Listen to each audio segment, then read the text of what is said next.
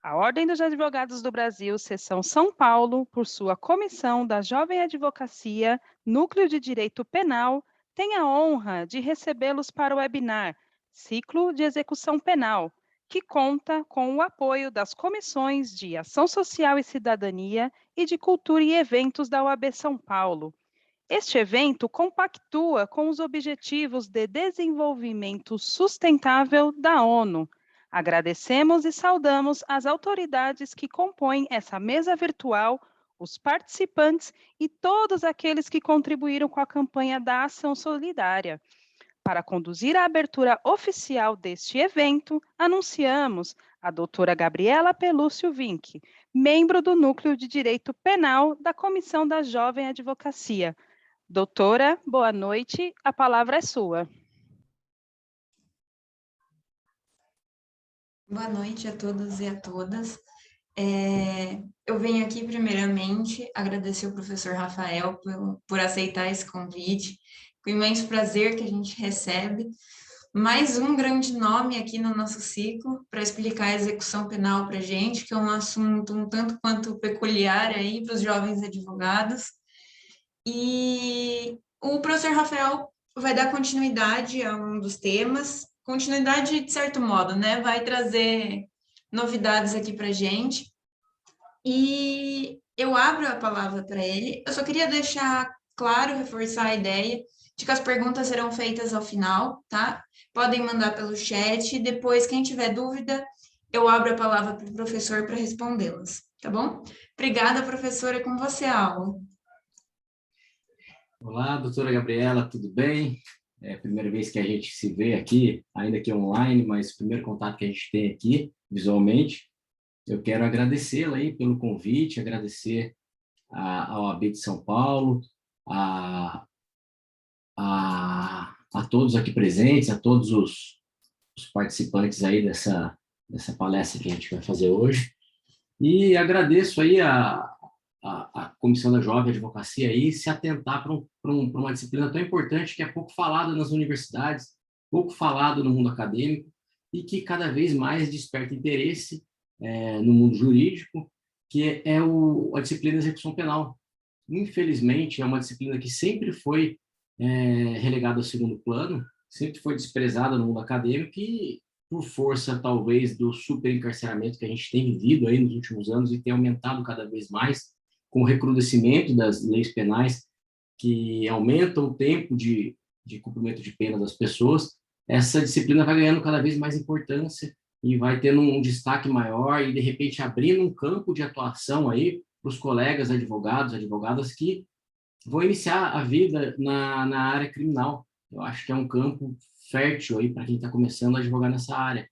E se me permite chamar de você, sem maiores formalidades, quando a doutora me convidou para fazer uma palestra e perguntou qual tema eu queria falar, eu decidi, eu escolhi, eu optei por falar sobre progressão de regime. Progressão de regime que, na minha opinião, a meu ver, é um tema dentro da execução penal que um dos temas que mais sofreu modificações ao longo dos anos e é um dos temas que mais é utilizado na advocacia criminal da execução penal. E, às vezes, quem lê a lei de execução penal, quem lê a LEP, ela dedicou poucos dispositivos a tratar, a regulamentar a progressão de regime, de modo que, na prática, surgem algumas dúvidas de como proceder em determinadas situações. Então, eu vou tentar aqui abordar, ainda que de uma maneira mais objetiva, mais célere aí, porque o tempo, eu sei que o tempo também é curto, o tempo de todo mundo, e tentar abordar essas questões, trazer para, de repente, ajudar aí quem está iniciando, quem já advoga na área, mas tem algumas dúvidas, enfim. Vamos lá.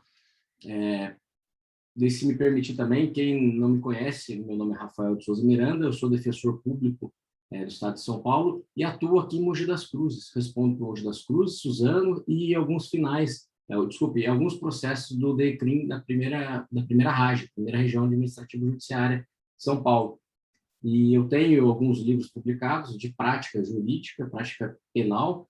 Um deles é sobre execução penal, lá pela editora Juspódio. Então, eu vou tentar trazer para vocês aqui essas questões. E quem quiser me seguir, quem tiver interesse de me seguir nas redes sociais, o meu Instagram é o defensor underline Rafael Miranda. Defensor underline Rafael Miranda. Se alguém puder colocar aí no chat aí para quem quiser anotar. Enfim, vamos lá, gente. Bem, o processo de execução penal, ele é extremamente dinâmico. Ele passa por grandes modificações. Eu acredito que o doutor Gustavo Junqueira, a doutora Cristina, deva ter abordado essa questão, ou ainda que não expressamente, mas indiretamente tenha demonstrado como é extremamente dinâmico o processo de execução penal. Isso porque o nosso ordenamento adotou um sistema progressivo de cumprimento de pena, segundo o qual, se o sentenciado tiver mérito, ele progride, e se ele tiver demérito, ele regride. Então, o sistema extremamente dinâmico, que a situação do sentenciado, a situação processual dele, muda a cada momento.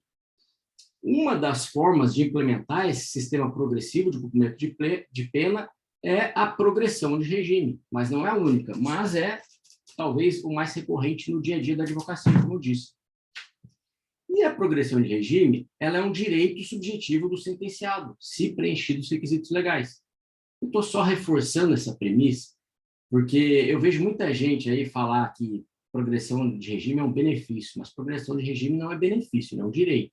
Só estou falando isso porque, na prática, todo mundo fala, juiz fala, promotor fala, advogada fala, mas, gente, não é benefício. Você não está montando benefício. Quem fala benefício é o preso. O preso que está lá, ele tem a linguagem vulgar, que na população todo mundo fala, benefício, mas não é benefício, é direito. Porque o Estado não concede um favor para o sentenciado. O Estado concede um direito para o sentenciado. Então, a primeira dica aí que eu dou para quem está advogando, não fale mais em benefício. Eu vou pedir um benefício. Não, você vai pedir um direito. O instituto despenalizante chamado progressão de regime. E a progressão de regime, ela é um desdobramento de alguns princípios, como individualização da pena, dignidade da pessoa humana, humanidade das penas, função ressocializatória da pena, sistema progressivo de cumprimento de pena. Então, guarde esses 5, ela é um desdobramento desses 5 princípios. Guardem isso, porque isso vai nortear todo o raciocínio que você tiver quando estiver falando sobre progressão de regime. Sempre que você estiver falando de progressão de regime, lembre-se desses princípios. Vamos lá, individualização da pena, dignidade da pessoa humana, humanidade das penas, função ressocializatória da pena, sistema progressivo de cumprimento de pena. Sempre quando você estiver discutindo progressão de regime, lembre disso, porque isso pode enriquecer uma argumentação jurídica que você vai fazendo numa peça, uma argumentação jurídica no recurso, num habeas corpus, enfim. E, ainda como premissa básica, a gente tem que lembrar que nós temos apenas 3 regimes prisionais no Brasil, que é o regime fechado, semiaberto e o aberto. Por que você está falando isso, Rafael? É uma coisa tão óbvia. Eu estou falando isso porque eu já vi gente, na prática, achar, ou pelo menos tratar, eu já vi muito juiz, promotor, tratar livramento condicional como regime prisional, mas livramento condicional não é regime prisional. Livramento condicional é a última etapa do cumprimento da pena, pelo menos de acordo com a lógica da lei de execução penal. Na verdade, um instituto despenalizante que antecipa a liberdade do sentenciado, mas não é regime prisional. Isso significa que os requisitos ou pressupostos do livramento condicional não são os mesmos da progressão de regime. Outra questão que eu já vi gente confundir na prática é falar que RDD, ou seja, regime disciplinar diferenciado, é regime prisional, mas não é. RDD é uma sanção disciplinar aplicável ao sentenciado nas hipóteses legais lá do artigo 53, inciso 5 da LEP. Então, RDD não é regime prisional. A progressão de regime, ela exige 2 requisitos. São 2 requisitos, basicamente são 2 requisitos da progressão de regime, que a gente costuma dizer na doutrina, na jurisprudência e na prática. Nós temos o requisito subjetivo e o requisito objetivo. Então, vamos primeiro falar do requisito subjetivo. O que é esse requisito subjetivo? É a boa conduta carcerária do sentenciado atestada pelo diretor da unidade prisional. Até aí tranquilo, a gente ouve isso até na faculdade, isso é bem simples. Mas agora vamos lá para uma questão prática. Rafael, mas como que eu provo que o sentenciado tem uma boa conduta carcerária? Como eu já disse, ela é atestada pela direção da unidade prisional.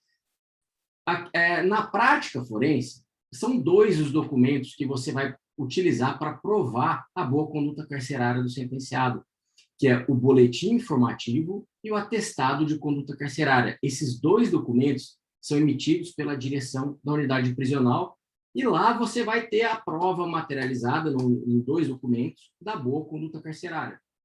Eu posso dizer também ainda como um terceiro, um terceiro documento para provar a boa conduta carcerária do sentenciado, e já antecipo desde já que eu não estou dizendo que eu concordo, mas eu estou dizendo que a prática é essa, que é o exame criminológico.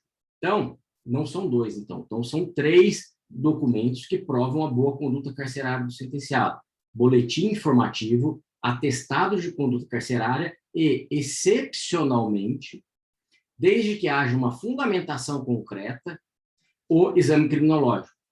Eu não concordo com o exame criminológico. Na minha opinião, o exame criminológico foi revogado do nosso ordenamento jurídico, se eu não me engano, lá em 2003, com uma alteração que tivemos na LEP, mas a jurisprudência pacífica aí do STF e do STJ entende que ele é cabível desde que haja uma fundamentação concreta. Ó, o que é o boletim informativo, que na prática a gente chama de BI? Então, quem está começando a advogar, chega lá na unidade prisional, ouve muito falar assim, BI, vou emitir o BI. Mas o que é BI? Às vezes o preso fala, BI. BI é boletim informativo. Então, nesse BI, constam todas as informações carcerárias do sentenciado, desde que ele ingressou no sistema prisional. Tudo, tudo, tudo. É um relatório minucioso de todos os fatos ocorridos na vida do sentenciado durante o cumprimento da pena. Então, no boletim informativo, tem lá, por exemplo, se esse sentenciado, quando que ele já progrediu de regime, se ele tiver no regime semiaberto, se ele já teve saída temporária, se ele trabalhou, se ele já teve dias remidos, se ele já teve falta disciplinar grave, média, leve, enfim, tudo o que acontece, o dia que ele foi preso em flagrante, o dia que ele teve qualquer instituto disciplinalizante, ou seja, tudo o que acontece na vida do sentenciado no sistema prisional consta nesse BI. Por que esse BI é importante? Justamente por isso, para você saber, quando você formula, por exemplo, o pedido de progressão de regime, saber se esse preso possui outros processos de andamento, possui uma preventiva decretada, ou seja, para saber se ele está preso por força de algum processo de conhecimento, saber se esse preso ele tem uma falta, uma sindicância em andamento para apurar uma falta disciplinar. Então, o boletim informativo espelha a realidade do sentenciado na unidade prisional desde seu ingresso. Então, ele é extremamente importante para fazer prova de que o sentenciado possui uma boa conduta carcerária. Já o atestado de conduta carcerária, que é o segundo documento que eu mencionei, também eu costumo abreviar chamando de ACC, atestado de conduta carcerária, ele é o documento, é um atestado em que o diretor vira e fala assim, ele atesta no documento dizendo, sentenciado possui boa conduta carcerária, sentenciado possui má conduta carcerária. Então, você tem esses 2 documentos. Uma dica prática que eu dou para quem está começando, se você vai formular o seu pedido aí de progressão de regime, você vai ter que provar a boa conduta carcerária do sentenciado, correto? Como eu disse, o BI com a ACC. E quem emite esse documento é a direção da unidade prisional. Só que a gente sabe que, na prática, leva um tempo para esse documento ser confeccionado. Você tem duas possibilidades. Você pode pedir para o juiz, fazer uma petição, pedir para o juiz da execução penal, ou formar um expediente de progressão de regime, no qual ele vai expedir um ofício para a direção da unidade prisional para que ela junte esses 2 documentos aos autos, ou você, como advogada atuante, você vai diretamente na unidade prisional e já vai pedir esses documentos. Vai pedir para juntar no processo. Por quê? Porque se você pedir para o juiz vai oficiar. Eu já vi juiz que não oficia. O juiz fala que isso cabe à parte, mas isso é manifestamente ilegal. Porque se o juiz pode conceder progressão de ofício, ele pode instaurar a progressão de regime de ofício. Mas, enfim, vamos lá. Vamos supor que o juiz defere. O juiz vai deferir, mas assim, vai levar um tempo até o juiz deferir, até o cartório cumprir, até essa informação chegar lá na unidade prisional. Então, às vezes, você perde muito tempo. E o juiz, na maioria dos casos, mas não em todos, ele só ele só forma um expediente de progressão de regime depois que o sentenciado atingiu o requisito objetivo da progressão. Então, nisso, ele atingiu hoje. Hoje, o sentenciado adquiriu o direito de poder pedir, pleitear a progressão de regime. E aí que você vai fazer isso até vir o BI, até vir o atestado de conduta carcerária, E lembrando-se que ainda o juiz pode determinar exame criminológico, isso vai um tempo. Então, o sentenciado vai ficando mais tempo no regime fechado. Então, o que eu recomendo? Que você, como advogada, você vai diretamente na unidade prisional e tente, e já verifique quanto tempo que a direção da unidade prisional pede, quanto tempo que, na prática, demora para expedir esses documentos. Porque você se antecipa. Se eles falam assim, doutor, aqui demora, vamos supor, fala assim, olha, de acordo com o regimento aqui da Secretaria, da Administração Penitenciária, a gente precisa de 10 ou 15 dias. Eu não me lembro de cabeça qual é o prazo. Mas você se intere na unidade prisional, na prática, quanto tempo que de fato eles demoram? Porque nem sempre cumpre prazo, né? Se nem o juiz cumpre prazo, se nem o cartório cumpre prazo, vocês acham que direção de unidade prisional vai cumprir? Ainda mais prazo administrativo, não cumpre. Então, procure saber na prática quanto tempo que demora, então você se antecipa. Se ele fala assim, na prática está demorando 30 dias para confeccionar o BIACC, 30 dias antes você já pede. Então, essa é uma dica prática que eu dou para quem está começando. Verifique quanto tempo demora para expedir o boletim informativo, o atestado de conduta carcerária, para você se antecipar e ter esse documento, e não fique esperando o juiz oficial. Você já faz o pedido de progressão de regime, junta esses dois documentos, que vai acelerar a análise do pedido de progressão de regime. Rafael, e se a unidade prisional criar embaraços no fornecimento das certidões, no caso do fornecimento do BI ou do atestado de conduta carcerária, ou demorar para emiti-los? O que eu posso fazer enquanto defesa técnica? Bom, primeira coisa, conversa com a unidade prisional, né, gente? Não vamos chegar chutando o balde. Quem está começando tem um espírito bem aguerrido, até entendo, está cheio de energia, quer chegar batendo forte, mas, na prática, não recomendo. Acho que a gente tem que bater na hora certa e assoprar na hora certa. Então, a gente vai chegar lá com o jogo de cintura e vai se informar. Vai tentar conversar para agilizar. Não agilizou, eu recomendo que você despache. Aí sim, você vai lá, protocola o pedido de progressão de regime e pede para o juiz oficial a direção da unidade prisional. E junta aos autos comprovantes de que você já fez o pedido administrativamente. Então, você vai fazer o pedido administrativamente, você vai guardar o comprovante que você deu entrada. Não criar um embaraço, não expediram aí no tempo certo, está demorando demais, você vai pedir providência para o juiz de execução penal, você vai pedir para instaurar o expediente de progressão de regime, né, pedir para o juiz oficial, falar assim, olha aqui, mas eu já pedi e a unidade prisional não está cumprindo.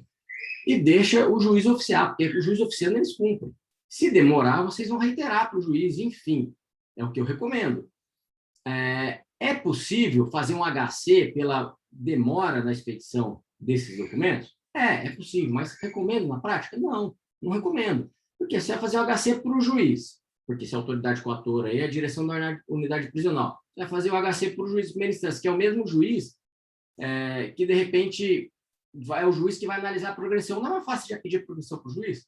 Ainda que não seja outro juiz o competente para apreciar esse HC. Para e pensa.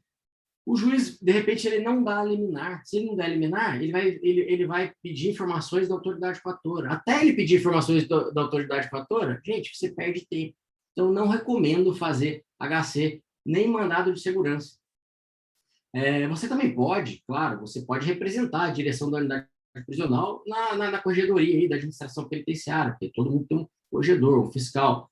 É uma opção que você tem. Daí você avalia se vale a pena você comprar essa briga também com o diretor da unidade prisional, que você vai estar sempre ali em contato, e porque você vai ter outros clientes aí na unidade prisional. Então, eu acho que é interessante você analisar aí se de fato vale a pena ou não tomar esse tipo de providência.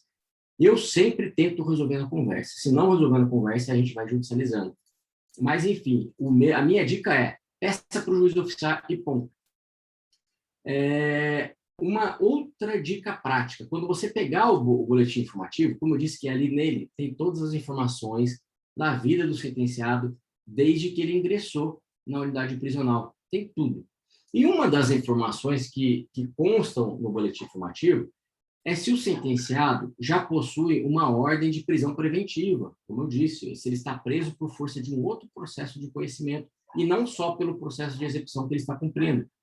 Então, o que eu recomendo? Tem uma preventiva decretada? Se tiver, vale a pena você formular pedido de progressão de regime? Gente, tudo bem, você vai falar, Rafael, uma coisa não vincula a outra. Ele está preso por força de um processo de conhecimento e eu estou pedindo uma progressão de regime na execução penal. São processos distintos. Concordo, não discordo disso.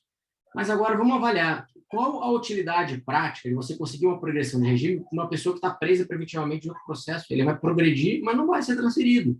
E aí, quando o juiz tomar essa informação, quando essa informação chegar no processo que a unidade prisional vai informar, olha, Vossa Excelência determinou a progressão de regime, mas não foi, foi cumprido na verdade, não foi cumprido, porque ele está preso preventivamente por força de outro processo, há impedimento. Aí o que o juiz vai fazer? O juiz vai sustar a progressão de regime, ou seja, não vai sair do lugar. Então, qual que é a dica que eu recomendo? Nessa situação, é mais interessante você tentar a liberdade provisória dele nesse processo de conhecimento. Ah, Rafael, mas eu não sou o defensor ou a defensora desse preso nesse novo processo de conhecimento. Tudo bem, se não é o defensor ou defensora, mas você pode conversar com quem é e tentar agilizar, verificar qual é a situação, para verificar se há a possibilidade aí de conseguir essa progressão a liberdade provisória nesse novo processo de conhecimento. Porque se ele conseguir uma liberdade provisória nesse processo, aí o impedimento, a progressão sai, cai por terra, aí ele consegue progredir. Então, a gente tem que ter esse jogo de cintura. Então, eu não recomendo você fazer o pedido de progressão de regime quando tiver uma preventiva. Eu recomendo que você tente solucionar o problema do sentenciado lá no processo de conhecimento. Mas, volto a dizer, eu não estou dizendo que uma coisa está atrelada à outra. Só estou dizendo em efeitos práticos. Eu não vejo muita utilidade prática de você conseguir uma progressão de regime com preso preventivamente. Outra dica prática que eu dou. Sempre que o atestado de conduta carcerária do preso atestar que ele possui um mau comportamento, o diretor fala assim, olha, esse preso possui um mau comportamento. Você tem que verificar se de fato está correta essa informação. Eu estou falando isso porque, na prática, não raras às vezes, a direção da unidade prisional emite lá um atestado de conduta carcerária dizendo que o preso tem um mau comportamento, mas ele não tem um mau comportamento. Porque a unidade prisional, a pessoa que confecciona o atestado aí, vai no Ctrl+C, Ctrl+V, utiliza modelão. E já vi acontecer de colocar mau comportamento, quando eu olho lá no BI, esse preso não tem nenhuma falta disciplinar. Eu falo, pô, mas espera aí, como assim? Então, você tem que se atentar para isso. E se tiver uma falta disciplinar que justifique esse mau comportamento, você também tem que verificar lá no BI se essa falta disciplinar, o preso está reabilitado dela ou não, se essa falta disciplinar está prescrita ou não, se o procedimento disciplinar... Desculpa, gente, deixa eu só desativar meu telefone aqui. Se o procedimento disciplinar que motivou essa falta disciplinar e tem nulidades ou não, então aí, assim, veio o atestado falando que ele tem um mau comportamento, vamos correr atrás para verificar se de fato esse preso tem um mau comportamento.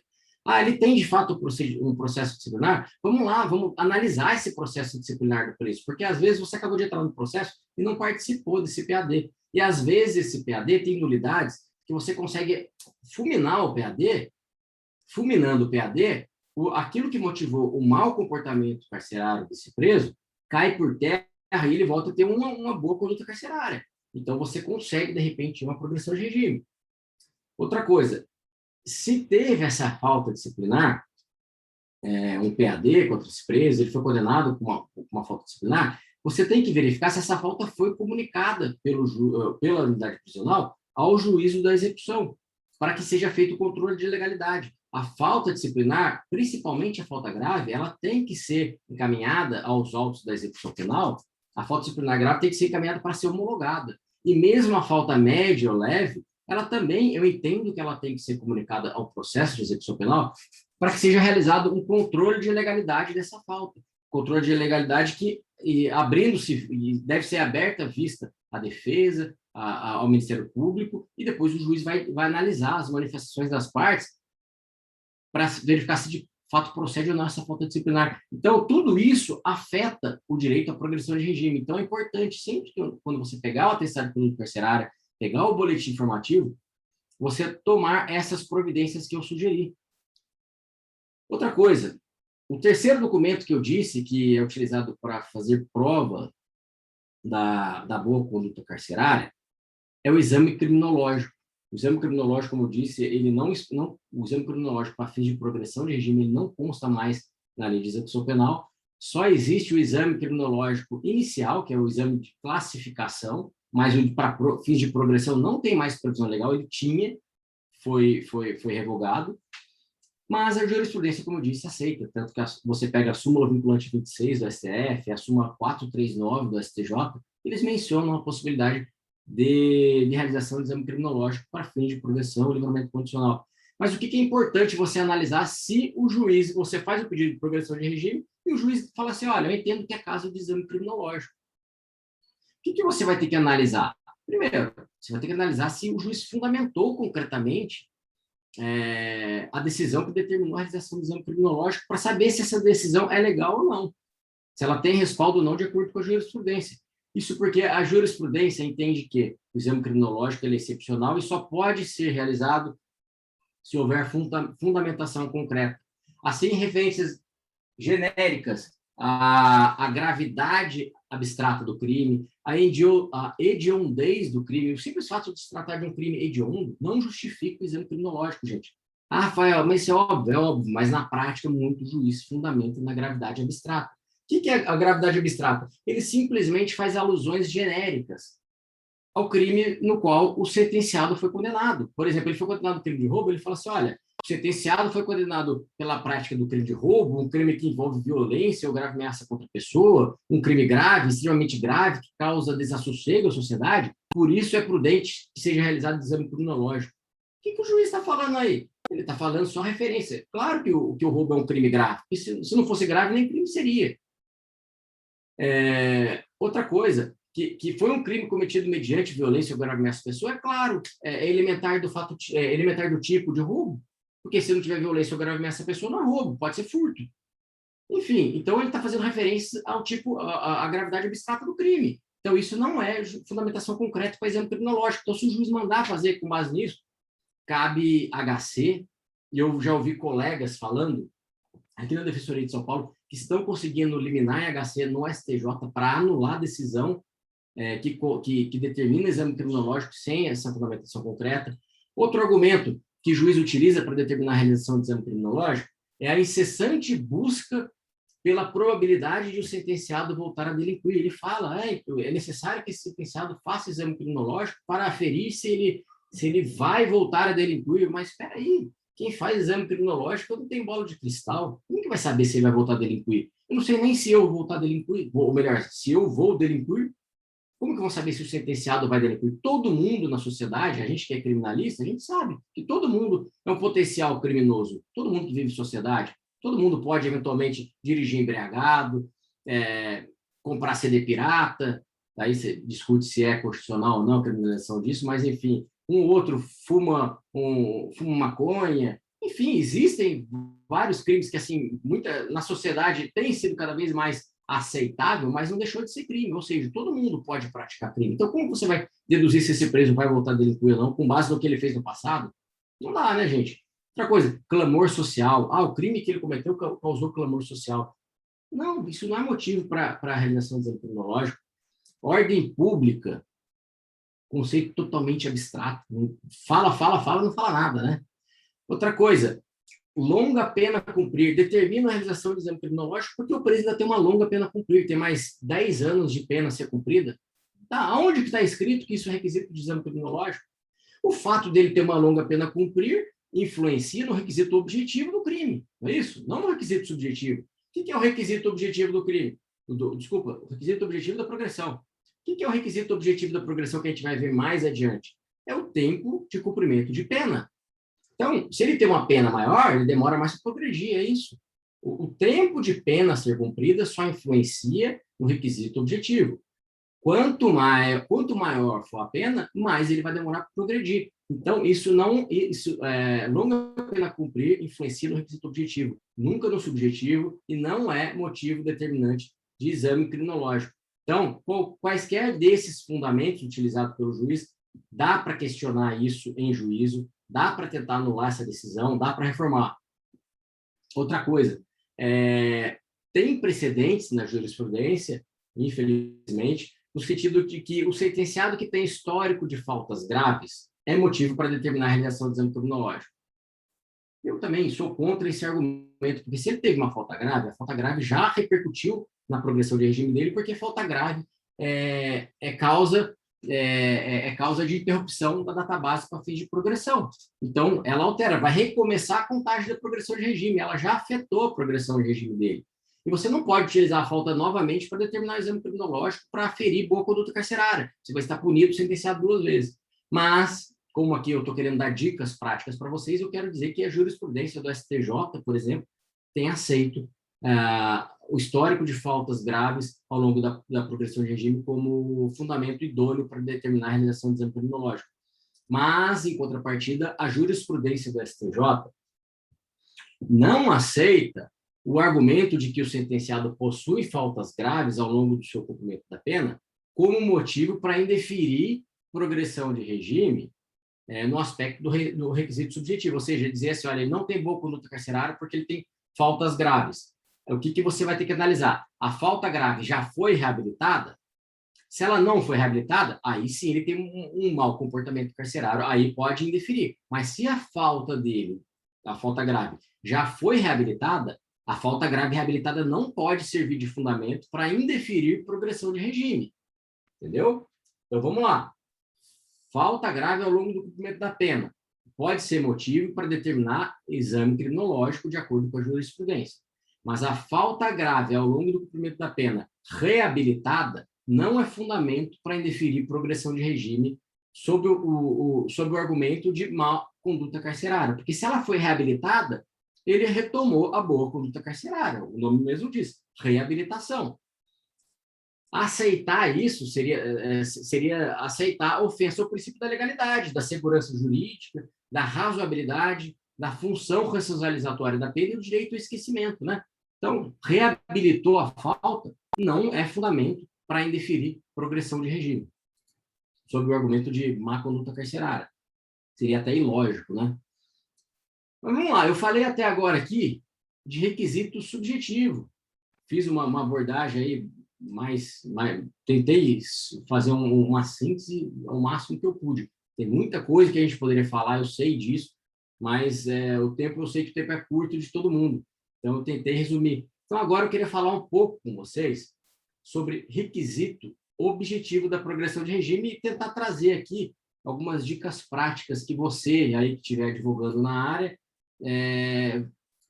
utilizar e se precaver na sua vida profissional. Quem é novo não sabe, mas como eu disse lá no começo, que a progressão de regime foi um dos institutos despenalizantes na LEP que mais sofreu modificações. E recentemente nós tivemos uma modificação drástica na progressão de regime, principalmente no aspecto do requisito objetivo. Requisito objetivo, como eu disse, que é o tempo de cumprimento de pena para poder postular a progressão de regime. Inicialmente, nós tínhamos o requisito objetivo de 1/6 do cumprimento da pena. Posteriormente, tivemos uma alteração legislativa, a Lei dos Crimes Hediondos veio trazer prazos de 2/5 de cumprimento da pena para condenado primário pela prática de crime hediondo equiparado e 3/5 de cumprimento de pena para os condenados pela prática de crime hediondo equiparado, mas sendo reincidentes. Hoje em dia, o artigo 112 da LEP e os seus incisos, ele unificou todo o tratamento da progressão de regime. E unificou todo o tratamento e previu diversos lapsos de tempo, que antigamente era infração e agora passou a ser de percentual, para progressão de regime. E o percentual vai variar agora de acordo com a natureza do crime, de acordo com a primariedade ou reincidência do agente. Uma dica que eu dou desde já é o seguinte: como agora nós temos diversos lapsos para progredir, e quase todos eles foram prazos que aumentaram o requisito objetivo de progressão de regime, a gente tem que lembrar do princípio da irretroatividade da lei penal maléfica, né? A lei penal que, de qualquer forma, prejudica o sentenciado, ela não retroage. Portanto, esses novos prazos só vão ser aplicados ao sentenciado que praticou o fato criminoso após a vigência da lei. Então, guarde isso. Não é a data da sentença penal condenatória, que já vi gente confundir na prática. É a data da prática do crime. É a data em que ele praticou o fato típico que vai reger o percentual aplicável, a lei aplicável à progressão de regime no aspecto daqui do que eu estou falando aqui, do requisito objetivo da progressão. Então, sentenciado que praticou um crime, ainda que seja de roubo, multireincidente, antes da lei, do pacote anticrime, ele vai se aplicar o prazo de a fração de 1/6. Claro, se for crime hediondo, daí pode ser 2/5 ou 3/5. Mas, enfim, se for um roubo simples, 1/6, na vigência da lei anterior. Agora, roubo na vigência da nova lei, vamos lá, artigo 112, inciso 3, agora 25% de cumprimento de pena, ou seja, 25% que equivale a 1/4 da pena. 1/4 é maior que 1/6, né? 1/4 da pena se o apenado for primário e o crime tiver sido cometido com violência ou grave nessa pessoa. Ou seja, um roubo simples, 25% se o sentenciado for primário. Agora, se esse sentenciado ele for reincidente na prática de crime cometido com violência à pessoa ou grave ameaça, já passa a ser 30% roubo. Perceberam aqui que aumentou drasticamente? Então, agora nós temos aqui 8 percentuais aplicáveis à progressão de regime, que vale a pena você conferir lá no artigo 112 e incisos de 1 a 6 da Lei de Execução Penal. Mas vamos lá. Uma dica que eu dou para você que estiver começando. Quando os incisos 2, 4, 7 e 8 mencionaram reincidência aqui, esses incisos do artigo 112, quando eles mencionaram a palavra reincidência, eles foram claros de que se trata de uma reincidência específica naquela natureza de crime.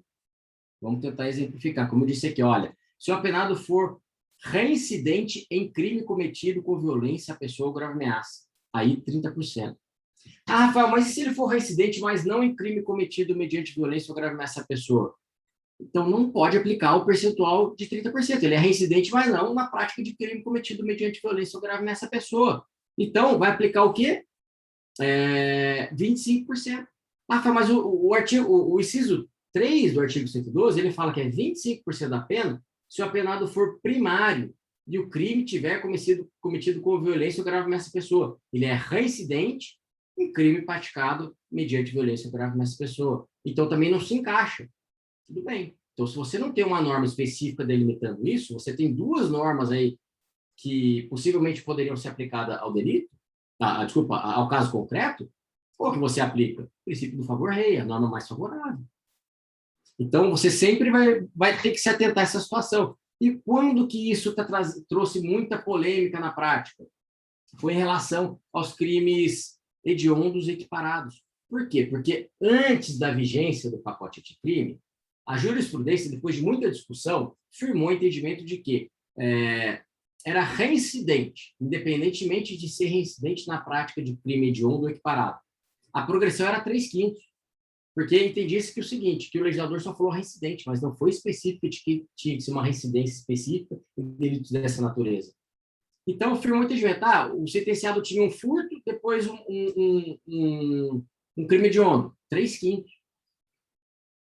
Onde que teve a modificação? Porque agora, quando fala em crime hediondo equiparado, olha o que o legislador fala. Vai ser de 60%, e 60% já alerta, que é equivalente a 3/5. 3/5 é uma coisa de 60%. Então, isso não mudou da lei antiga para a atual. Vamos lá, vai ser 60% da pena se o apenado for reincidente na prática de crime hediondo equiparado.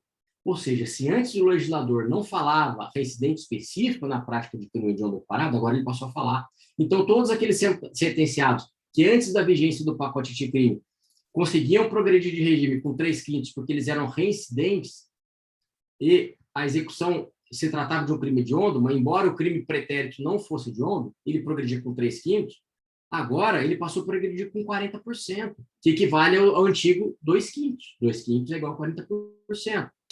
Então, o que aconteceu? Uma enxurrada. Você pegava o processo de execução penal de condenados, principalmente pelo crime de tráfico. Condenado por tráfico, ele era reincidente, você tinha que bater o olho. Ele foi condenado por tráfico, mas tem que olhar, é tráfico o crime anterior que motivou a reincidência ou não é? Direto eu pedi a retificação do cálculo para aplicar 40% de progressão de regime em tráfico, porque, embora o sentenciado fosse reincidente, ele não era reincidente na prática de crime hediondo equiparado.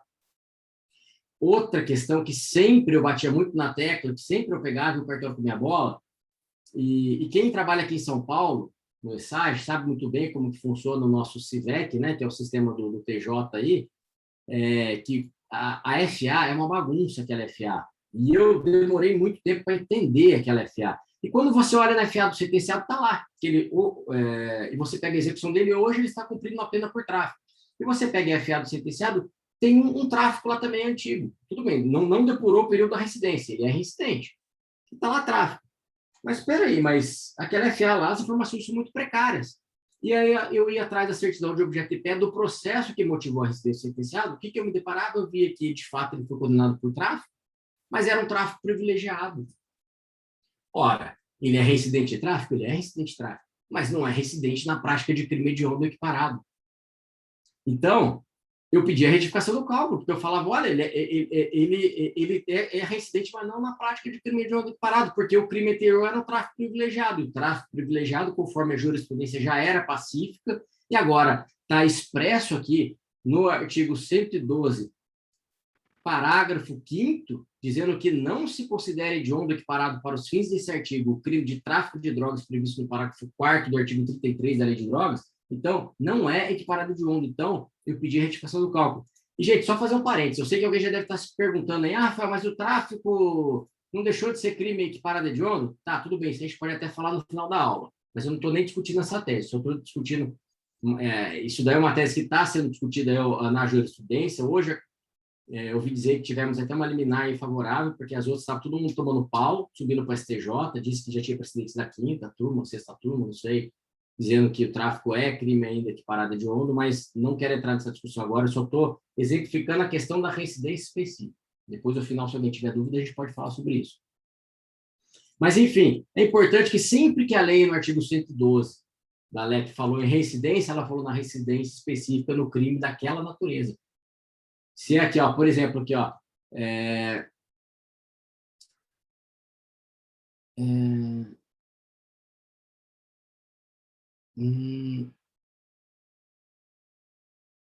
aqui, ó, o inciso 8, o artigo 112, inciso 8. 70% da pena, se o apenado for reincidente em crime hediondo ou equiparado com resultado morte. Então, aqui, ó, vai ser 70% para o crime hediondo somente se ele for reincidente em crime hediondo ou equiparado com resultado morte. Entendeu? Então, reincidente específico nessa situação. E aqui, mais uma atenção, que eu vejo as pessoas falarem em reincidente específico, mas assim, quando a gente, na doutrina, sempre falou de reincidente específico é o cara que praticou roubo e roubo, o mesmo tipo penal. Aqui, não é esse tipo de reincidência específica. Tecnicamente falando, não é reincidência específica, na verdade, é reincidente na prática de crime hediondo. Ou seja, não tem que necessariamente ser latrocínio e sei lá, tráfico, vamos lá, tráfico equiparado de hediondo. Latrocínio e tráfico, ele é reincidente em crime equiparado de hediondo. Teve um hediondo e um equiparado de hediondo. Ele é reincidente para fins aqui do artigo 112, mas ele não é reincidente específico. Porque o reincidente específico é roubo, tráfico. Mas, assim, só para dar esse toque terminologicamente aí, que eu vejo o povo fazendo um pouco de confusão.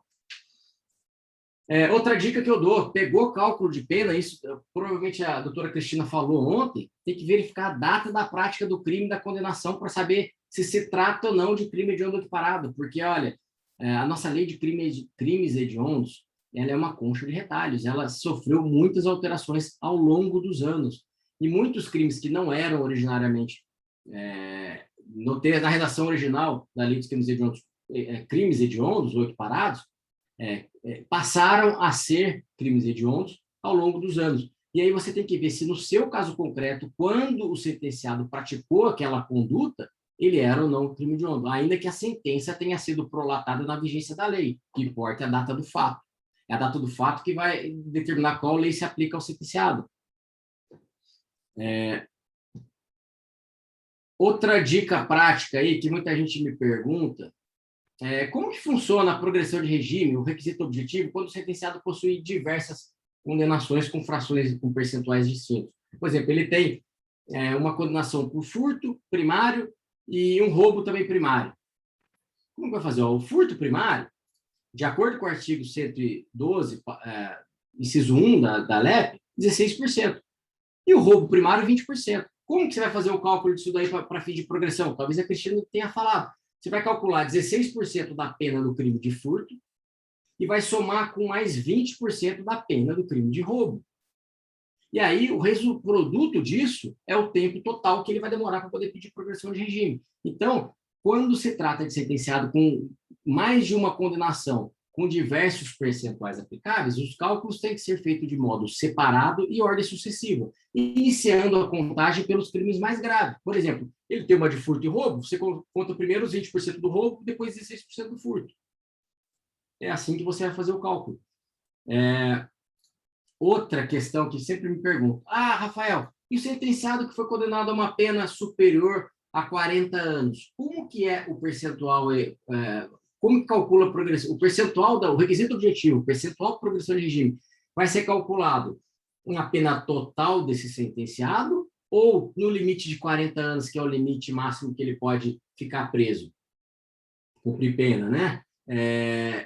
Em si, assim, eu entendo que deveria incidir sobre os 40 anos. Eu entendo que incide sobre os 40 anos. Porém, a jurisprudência é pacífica do STF, no sentido de que incide sobre os 40 anos. Na verdade, a jurisprudência aí, sempre teve a oportunidade de enfrentar, era em cima dos 30 anos, porque era a redação antiga do artigo 75, né? Antigamente, o tempo máximo de cumprimento de pena eram 30 anos. Com o pacote de crime, esse prazo passou a ser de 40 anos. Então, você vai pegar agora, se ele praticou todos os crimes na vigência aí da nova lei, o tempo máximo de que ele pode cumprir de pena são 40 anos e o cálculo da progressão de regime não é em cima do 40, vai ser em cima da pena total, que pode ser de 100 anos, 200 anos, 300 anos. E é exatamente por isso que eu sou contra que o cálculo seja em cima da pena total, porque dependendo da quantidade de pena que for aplicável a esse sentenciado, ele não vai progredir de regime. Se ele pegou uma pena de 200 anos, vai esperar aí, se ele foi condenado aí em crime hediondo, reincidente, 60%, faz 60% de 200 anos, 120 anos para ele progredir. Então, ele não vai progredir. Então, você esteriliza a função ressocializatória da pena, o sistema progressivo de cumprimento de pena, a humanidade da pena, enfim, a dignidade da pessoa humana, a individualização da pena, enfim, você esteriliza todos aqueles princípios que eu disse que são norteadores lá da progressão de regime e cai tudo por terra. Por isso que eu sou contra. Mas, quem está começando? Não é o que o STF entende, não é o que o STJ entende, não é o que os TJs entendem.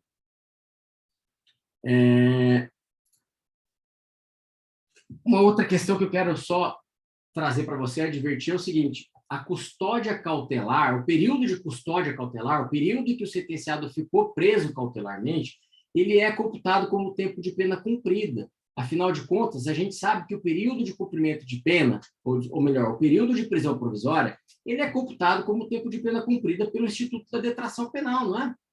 O que é detração penal? Computa-se na pena privativa de liberdade o período de prisão processual do sentenciado.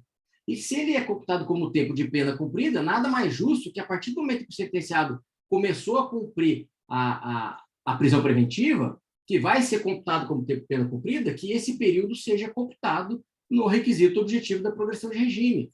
Eu acredito que a doutora Cristina deva ter falado isso para vocês. Outra questão que traz muita polêmica aqui é em relação à database para a progressão do regime aberto. Isso, na prática, aqui, quem é de São Paulo sabe que é uma briga boa. O que eu quero dizer? Imagina a seguinte situação: o sentenciado pediu progressão do regime semiaberto, só que, por alguma razão, essa progressão demorou para ser deferida pelo juiz da execução. Seja porque a defesa comeu bola, seja porque o processo demorou, seja porque teve exame criminológico que atrasou, seja porque o preso ficou esquecido mesmo na unidade prisional. Isso acontece, infelizmente. E aí foi deferida a progressão de regime, e aí, a partir de quando foi deferida essa progressão de regime, que vai começar a contar a progressão dele para o regime aberto? Não. A database para progressão ao regime aberto, de acordo com o entendimento aí sólido aí do STF e do STJ, ou seja, vai começar a contar o lapso para o regime aberto a partir de quando ele preencheu o lapso para o regime semiaberto, independentemente de quando foi deferido o semiaberto. Os promotores ficam malucos com isso. Eles falam: não, mas é somente depois que ele for, de fato, ao regime semiaberto, que ele foi avaliado semiaberto. Você estava, na verdade, realizando uma progressão por salto. Não tem nada de progressão por salto. Não tem, porque é o seguinte: A progressão de regime, ela é declaratória. Sentença, a decisão que concede progressão de regime, essa decisão, ela é declaratória. Se ela é declaratória, a gente sabe que ela simplesmente reconhece algo que já pré-existe, ou seja, ter efeito retroativo à data da aquisição do direito. Eu não disse lá nas minhas primeiras falas que a progressão de regime é um direito subjetivo do sentenciado? Como direito subjetivo, a partir do momento que ele preencheu esse direito, que foi com o requisito objetivo, ainda que o requisito subjetivo ainda não esteja provado nos autos, mas se for provado, ele, na verdade, corroborou aquilo que a gente está falando, ele tem que retroagir a data da aquisição do direito. Então, não tem nada de progressão por salto. Então, simplesmente você reconhecer que a ineficiência do Estado, e ao reconhecer o direito do sentenciado, não pode ser jogada nas costas do sentenciado. E vou além. Eu, particularmente, entendo que não existe mais a vedação à progressão por salto. Ah, Rafael, você é maluco? Todo mundo sempre falou aí que progressão por salto é proibida. Para quem não sabe, o que é progressão por salto? Progressão por salto significa que o sentenciado está no regime fechado e ser progredido diretamente para o regime aberto, saltando o regime fechado, ou seja, saltando o regime semiaberto. Ou seja, sem passar pelo regime semiaberto. Ele saltou o regime semiaberto. Isso sempre foi pacífico na doutrina de jurisprudência, depois de muita discussão, ficou pacífico no sentido de que o sentenciado não pode ter progressão por salto. Só que, qual que era o fundamento da jurisprudência ao negar a progressão por salto do sentenciado? Era a redação literal do artigo 112 caput da Lei de Execução Penal. O que ela falava? Olha, a pena privativa de liberdade será executada em forma progressiva, com a transferência para regime menos rigoroso, a ser determinada pelo juiz, quando o preso tiver cumprido ao menos 1/6 da pena no regime anterior. Então, quando a lei falava cumprido ao menos 1/6 da pena no regime anterior, significava que qual que é o regime anterior ao regime aberto? Regime semiaberto. Então, ele não podia saltar os regimes semiabertos, porque a lei falava, ele tem que cumprir 1/6 no regime anterior. Regime anterior, regime aberto ou semiaberto. Então, ele tinha que cumprir 1/6 no fechado, 1/6 no semiaberto, para daí ir para o aberto. Só que não existe mais no artigo 112 caput essa exigência de determinado prazo no regime anterior. Porque olha aqui, ele só fala aqui, ó, a pena privativa de liberdade será executada em forma progressiva com a transferência para regime menos rigoroso. Ora, regime menos rigoroso que o regime fechado tanto o semiaberto quanto o aberto. A ser determinada pelo juiz quando o preso estiver cumprido, daí tem os lapsos. Então, eu entendo que a progressão por salto, a vedação à progressão por salto, não existe mais no nosso ordenamento jurídico. Ah, Rafael, mas vai ter muita discussão. Tem que discutir. Eu estou trazendo mais para vocês questões, discussões acadêmicas, até porque na prática, o juiz não vai, de repente, ele não vai falar que não defere a progressão de regime do fechado para o aberto só pela progressão por salto. Ele vai falar assim, não, entendo, ele fundamenta em requisito subjetivo. Daí é complicado. Mas é uma tese que você pode explorar. No meu livro, eu até abordo essa questão com maior aprofundamento. Outra questão aqui que está surgindo muito na prática é data base para progressão ao regime aberto a partir do último exame criminológico favorável. O que acontece? O preso faz o pedido de progressão de regime para o regime semiaberto. E aí o juiz manda fazer exame criminológico. E aí vem o exame criminológico desfavorável. Aí o juiz indefere a progressão de regime. Aí depois ele formula outro pedido de progressão de regime. O juiz manda fazer exame criminológico, indefere de novo. E aí no terceiro pedido, o juiz manda fazer um novo exame criminológico, o juiz defere a progressão, porque o exame criminológico foi favorável. Há um entendimento forte na jurisprudência que vem ganhando muita força ultimamente, no sentido de que a data base, ou seja, só vai começar a contar lapsos para o regime aberto quando o sentenciado teve o exame criminológico favorável. Porque antes disso, embora ele tivesse o requisito objetivo preenchido, ele não tinha requisito subjetivo, portanto, ele não fazia jus à progressão de regime, de modo que não começou a contar lapsos para regime aberto. Eu sou manifestamente contra esse entendimento, porque procure na Lei de Execução Penal. Eu duvido que vocês encontrem um dispositivo legal sequer dizendo que a data base para progressão de regime ao regime aberto é a data do exame criminológico favorável. Não tem. E justamente por conta desse crescente entendimento aí jurisprudencial, tem muito promotor agindo de má fé, eles começam a pedir exame criminológico em tudo. Às vezes o cara já vi furto primário, promotor pedindo exame criminológico. Mas por que ele quer exame criminológico? Ele quer porque ele quer interromper o lapso para progressão para regime aberto. Gente, isso é maldade pura, maldade pura. Então, tem que ficar esperto. E aí, assim, às vezes o sentenciado nunca teve e o que é pior, às vezes ele nunca teve um exame criminológico desfavorável no histórico. Logo no primeiro exame criminológico que foi favorável e ele progrediu de regime, tem promotor que insiste que esse primeiro exame criminológico favorável deve ser o marco da contagem, ou seja, a data base para contar lapso para o regime aberto. Um absurdo, gente. Um absurdo. Mas, enfim, é o que a gente tem visto aí na prática. Outra coisa, sentenciado está cumprindo pena, sobreveio uma nova condenação. O que acontece na prática? Acho que talvez a Cristina deva ter falado. Está cumprindo uma pena privativa de liberdade, sobreveio nova privativa de liberdade. As penas vão ser somadas, soma as duas penas e aí calcula a progressão de acordo com o percentual aplicado a cada condenação, aí se forem distintas, a natureza ou reincidência ou primariedade do crime. Mas, enfim, o fato de sobrevir nova condenação não interrompe database para progredir de regime. Vamos entender melhor. Como eu disse, ele está cumprindo uma pena e veio uma nova condenação por um fato que foi praticado lá atrás. Não estou falando um crime novo. Porque se ele praticou um crime novo, isso é falta grave. Se ele praticou um crime ao longo do cumprimento da pena, é falta grave e, de fato, vai interromper a contagem para progressão de regime. Mas interrompe não por força da unificação, da soma das penas. Vai interromper porque a falta grave interrompe. Beleza. Agora, o que eu quero dizer, a maldade está na seguinte situação. Ele está cumprindo pena, vem uma nova pena, soma as duas, e o juiz fala assim, ó, a partir da data que foi anexada, foi apensada a nova condenação, recomeça a contagem de progressão. Aonde que está escrito isso, meu Deus? Não está. Não pode. Não tem, é princípio da legalidade. Não tem nada dizendo isso. E isso a jurisprudência do STJ é bem favorável. Mas eu estou dizendo isso porque para você, sempre que você pegar um cálculo de penas, verifique essa situação. Porque o cartório vai e faz, e passa batido. Se a defesa não confere o cálculo de penas, não vai verificar ali que o cartório reiniciou a contagem. E isso é simples. Como que você vai olhar no cálculo de penas? Só você olhar lá a data básica para progressão de regime. Você olha, esse é o objetivo, você não precisa saber fazer cálculo. Muita gente vem e me pergunta, e fala muito. Eu vejo quem está começando, bate muito na tecla. Rafael, me ensina a fazer cálculo de pena, eu preciso saber fazer cálculo de pena. Gente, você não precisa saber fazer cálculo de pena para atuar em execução penal. Tudo que você precisa saber é saber localizar no cálculo onde que estão os erros. E esse é o que eu estou dando exemplo para você. É só você bater o olho, database ou progressão de regime. Qual que é a database? Você bateu o olho e falou, oh, peraí, mas ele iniciou o cumprimento de pena aqui nesse dia, ele iniciou lá atrás. Aí você bate o olho e fala assim, mas essa data que coincide com a data que veio a nova execução foi pensada, então ele interrompeu a database. E isso não poderia interromper. Então você acha o erro no cálculo de penas sem saber fazer cálculo. Então muita gente fica com medo, com desespero, que não sabe fazer cálculo. E eu alerto, gente, quem está começando, os erros nos cálculos de penas nunca estão no cálculo matemático. O cálculo matemático sempre está certo.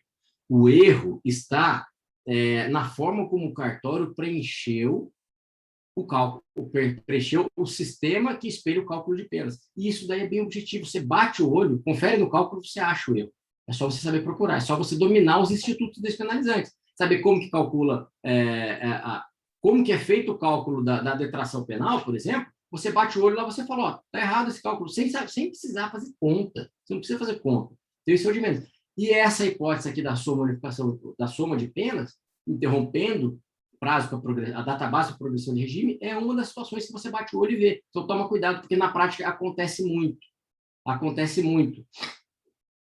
E, mais uma vez, eu quero lembrar também vocês que o juiz utiliza muito indeferir progressão de regime com base em longa pena a cumprir, gravidade abstrata do crime.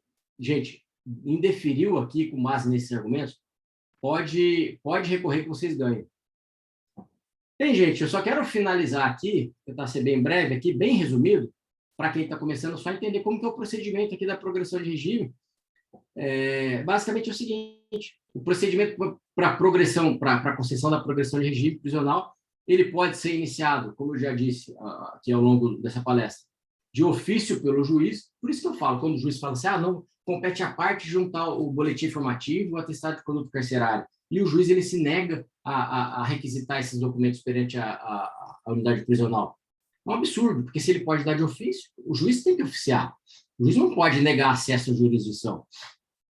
Mas, enfim, o procedimento ele pode ser iniciado de ofício, a requerimento do MP, do interessado, de quem o represente, do seu cônjuge, parente, descendente, mediante proposta do Conselho Penitenciário ou ainda da autoridade administrativa. Ou seja, o diretor da unidade prisional pode pedir para instaurar procedimento de progressão de regime. Artigo 195 da LEP. Rafael, mas não precisa ter capacidade postulatória? Eu entendo que para pedir a formação de expediente, não. O próprio preso pode pedir, ele faz um requerimento, porque o artigo 195 não fala isso. O preso faz aquela cartinha, junta no processo, vai instaurar o expediente. Agora, claro, para tocar esse processo vai ter que ter capacidade postulatória, né? Porque a defesa técnica do processo penal é disponível. Então, vai ter que ter advogado. Não para iniciar o processo, o procedimento da progressão, mas o advogado vai ter que tocar essa progressão. E, se ele não tem advogado constituído, o juiz vai ter que oficiar a Defensoria Pública para a Defensoria Pública assumir, se ele não tiver condições aí, né? E mesmo que ele tenha condições, a Defensoria alguém vai ter que assumir isso daí, porque a defesa técnica é disponível. Mas não é essa discussão aqui agora.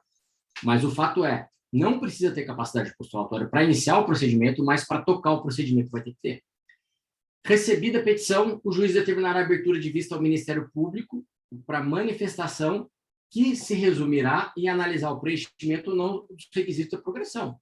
O promotor só vai analisar ali, preencheu ou não o requisito de progressão? Preencheu? Sou favorável. Não preencheu? Ele manifesta porque ele é contra. Agora, se o MP for favorável à progressão, o juiz vai apreciar o pedido. Agora, o MP pode também pedir a realização de exame criminológico. E aí o juiz abre vista à defesa. E é por isso que eu disse, agora você vai ter que ter defesa técnica, né? Mesmo que tenha sido iniciado mediante requerimento do próprio sentenciado. E aí a defesa técnica vai ter que rebater os argumentos do promotor que pediu o exame criminológico. E aí os argumentos normalmente são aqueles que eu falei lá atrás, porque que a jurisprudência rechaça, que exige fundamentação concreta, e aqueles exemplos de que não são aceitos pela jurisprudência como fundamentos para o exame criminológico. E se o Ministério Público for o contrário por qualquer outro motivo, também tem que reabrir vista para a defesa, né? Contraditório para a defesa.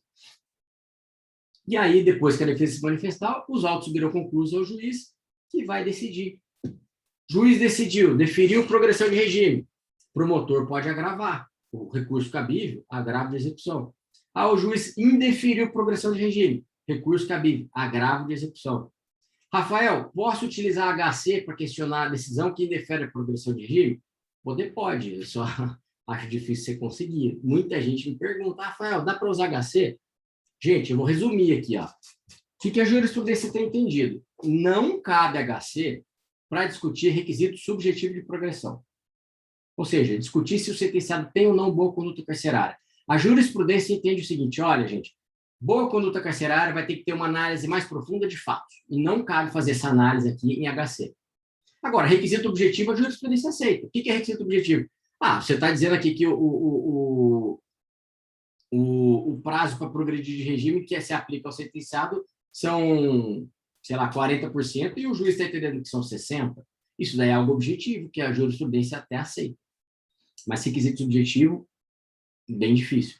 Mas criticável esse entendimento da jurisprudência. Por que é criticável? Eu não disse que os requisitos para progressão de regime são tempo de cumprimento de pena, requisito objetivo, e boa conduta carcerária atestada pela direção da unidade prisional. Ora, se eu fiz o pedido juntando o atestado de conduta carcerária, dizendo que ele tem uma boa conduta carcerária, por que precisa analisar fatos? A lei fala, é boa conduta carcerária atestada pela direção da unidade prisional. Isso está provado nos autos. É prova documental. Prova documental não pode ser analisada em HC? O que não cabe no HC, e digo mais, em HC você até pode analisar fatos. Quem é do conhecimento está acostumado com isso. Às vezes você faz um HC pedindo relaxamento da prisão em flagrante, e não tem como você pedir relaxamento da prisão em flagrante sem fazer uma análise mínima de fatos. Então, é possível analisar fatos. Agora, o que não cabe no HC é dilação probatória. Isso é pacífico. Não cabe no HC você pegar HC pedindo para designar audiência, para ouvir testemunha, pedindo para produzir prova. Não cabe. E, se bem que no procedimento do HC até cabe ao juiz relator determinar a diligência, determinar a vinda de documentos, a exibição de documentos. Então, enfim, resumindo, a jurisprudência não aceita, embora seja criticável por esses argumentos que eu dei de modo sucinto, mas eu entendo que caberia sim HC. Mas, na prática, eu já dou um toque em vocês. Se você quiser muito fazer o HC, faça. Mas não deixe de fazer o agravo e execução, porque o agravo e execução é o recurso cabível à espécie e é o recurso que não vai deixar precluir. Se você só fizer o HC e não fizer o agravo e execução, vai precluir, depois você não vai poder discutir, daí você vai ter que fazer um novo pedido de progressão. Ah, Rafael, mas tá bom, então vamos lá. Vou ter que fazer um novo pedido de progressão. Mas como que eu posso formular um novo pedido de progressão depois que o juiz indefere? A lei de execução penal não fala nada. E aí é briga, né? É briga. Porque se ela não fala nada, isso, Juliana, dá para fazer os dois juntos. Você faz o H. O que eu recomendo? Faz o agravo e execução e faz o HC. Mas eu estou avisando, esse HC aí, você vai... É difícil ganhar. Mas se você quiser fazer... Mas vamos lá. O que eu estava falando mesmo, gente? Desculpa. Você faz o... quando que eu posso formular o novo pedido de progressão? A lei de execução penal omissa. Então, assim, isso é uma briga. Mas o que a gente tem que ter? Razoabilidade, né? Claro, não dá para você no dia seguinte, o juiz indeferiu hoje a progressão de regime, se semana que vem, segunda-feira, eu peço de novo. Gente, vamos para o mundo real, né? Você não vai conseguir essa progressão de regime, pode espernear. É mais fácil você fazer o agravo e discutir isso no tribunal. Agora, também, não dá para o juiz falar assim, daqui um ano você vai poder fazer um novo progressão de regime, um novo pedido, eu vou analisar novamente o pedido de progressão de regime.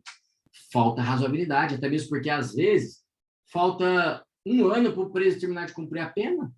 Você fala assim, peraí, mas se o próximo pedido de progressão só vai poder ser feito daqui a um ano, ele já vai terminar de cumprir a pena. Ou seja, ele vai cumprir a pena toda no fechado. Então, não é razoável isso. Então, Rafael, mas o que você entende que é razoável? Não sei, tem que analisar o caso concreto. Semana passada, eu fiz um pedido com um mês depois. Sei lá, agravei de novo, vou tentar. Mas, às vezes, 2 meses, beleza. Mas agora, aqui no DECRI de São Paulo, do DECRI 1, sabe que os juízes do DECRI 1 costumam fixar um prazo de 180 dias para fazer um novo exame criminológico. 180 dias também eu já acho que é puxado. E esses dias eu fiz um que eu falei, eu pedi depois de 2 meses, pedi uma nova progressão de regime, a juíza indeferiu de cara porque ela virou e falou assim, olha, não, é evidente que o sentenciado não mudou de comportamento depois de 2 meses. Mas de onde que ela tirou isso? Como que é evidente? Ela está dizendo que um ser humano não pode mudar em 2 meses? De onde que ela tirou isso? Da onde que ela tirou essa presunção absurda? Enfim, cabe a você fazer uma análise do caso concreto, se há ou não razoabilidade nesse tempo aí que, de repente, o juiz fixa para analisar uma progressão. Mas, em tese, no dia seguinte você pode pedir, mas você vai perder seu tempo. Bom, gente, eu sei que o tempo aqui já escoou bem, aí a ideia seria falar aí de um modo bem objetivo. Eu tentei ser mais objetivo, dei algumas pinceladas aí nas principais questões aí que eu tenho enfrentado no meu dia a dia. E Gabriela, a doutora Gabriela aí, se você quiser abrir as palavras para pergunta, enfim, eu tentei resumir o máximo aqui. No meu curso até falo mais de forma mais aprofundada, quem tiver interesse aí, eu tenho um curso de prática aí de progressão de regime, no meu perfil do Instagram aí, a pessoa até consegue acessar, ou no meu livro, enfim, mas estou também aberto aqui a perguntas aí, estou à disposição de vocês. Obrigada pela aula, professor. Eu estou vendo alguns comentários aqui no chat, quem tiver dúvida aí pode continuar mandando. Algumas pessoas mandaram boa noite para o senhor, Juliana Reis, Rede de Paula, o pessoal está participando aqui. Tivemos, a princípio, a primeira pergunta do Vitor. Só uma pergunta, o senhor quer que leia todas ou vamos de uma em uma? Vamos uma por uma, que eu acho que senão eu me perco, eu esqueço logo da primeira, da segunda. Então vamos lá, primeira pergunta do Vitor. Ele pergunta o que fazer no caso da detração da prisão preventiva já permitir a progressão para o semiaberto, mas o juiz obrigar o cumprimento do mandado de prisão para a expedição da guia de recolhimento. Aí ele diz que a problemática envolve a obrigatoriedade de cumprimento do mandado de prisão para a expedição da guia. Então, vamos lá. Essa questão aí está sendo até bem discutida na jurisprudência, mas o STJ já tem diversos precedentes aí dizendo que para formar o processo de execução penal e reconhecer institutos despenalizantes, o sentenciado não é obrigado a iniciar, a se recolher ao cárcere. Então, dá uma pesquisada aí no STJ, que tem precedentes nesse sentido, dizendo que você pode sim pedir. Eu sei que o juiz fala assim, olha, como que eu vou deferir progressão se ele nem começou a cumprir pena? Tudo bem, mas ele começou de fato a cumprir sim, porque ele ficou preso processualmente, e esse período vai ser computado como tempo de pena cumprida. Então, eu recomendo que, se você está numa situação dessa, antes, tomando conhecimento aí do trânsito julgado, da decisão, porque ele está respondendo em liberdade, né? Só depois do trânsito julgado que ele vai iniciar o cumprimento de pena. Então, transitou em julgado, você já pede a formação do processo de execução. Você pode pedir já do cartório do processo de conhecimento e pedir com urgência a guia de recolhimento para o juiz de execução, para que o juiz de execução possa já determinar a autuação do PEC, do processo de execução penal, criminal, que é o que a gente chama aqui em São Paulo, mas tecnicamente eu gosto de chamar de execução penal e não execução criminal, mas enfim, do PEC, e para fazer o cálculo de penas com urgência, porque o sentenciado já tem institutos despenalizantes que deverão ser computados. Existe também precedentes no STJ no sentido que é possível até deferir institutos despenalizantes até mesmo sem a formação do processo de execução. Assim, gente,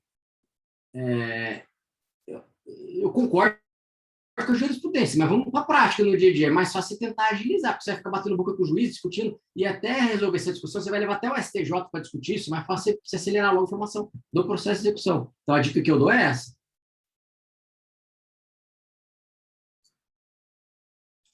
Perfeito, professor.